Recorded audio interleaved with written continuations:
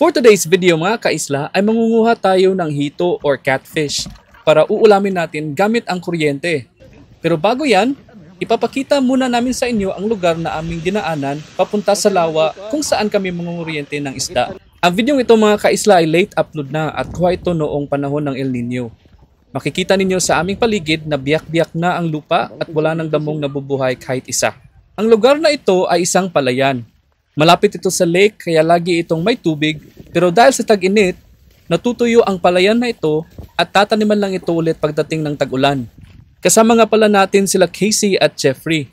Nakarating na kami sa may mga soli-soli grass at malapit na tayo sa may lawa. Disclaimer lang mga kaisla, ang device na aming ginagamit sa pangunguryente ay hiram lang namin at hindi po kami nakakasira sa Mother Nature dahil isang maliit lang po na lawa ang aming sinubukan at puro po ito putik.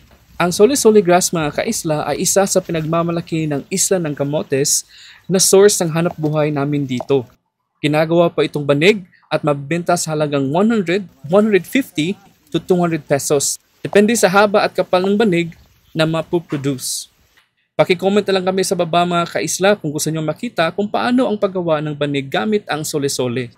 Pagdating namin sa lawa ay nagdadalawang isip pa sila kung tutuloy pa ba sila dahil masyadong itong malalim. Ito kaisla may nakuha na kaming hito at ginamitan ni Case ng pliers para pagtanggal ng tinik. Hindi ito madaling gawin dahil kung magkamali ka sa paggamit nito ay pwede kang makuryente. Kaya todo alalay si Casey sa pag-angat ng battery para hindi ito mabasa at mag-grounded.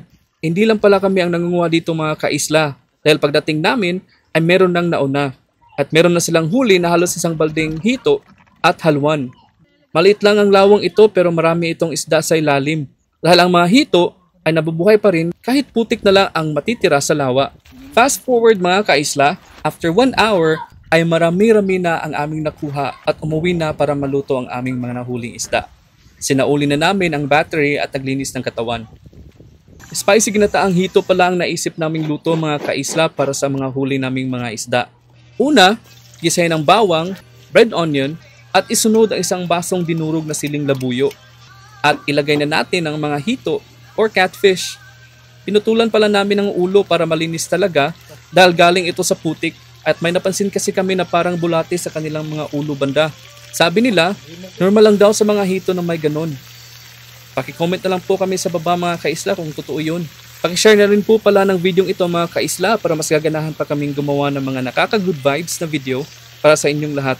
After malunod lahat, haluin lang hanggang sa matuyo ng kaunti at isunod na natin ang gata at timplahan. So fast forward, ito na nga mga kaisla, luto na.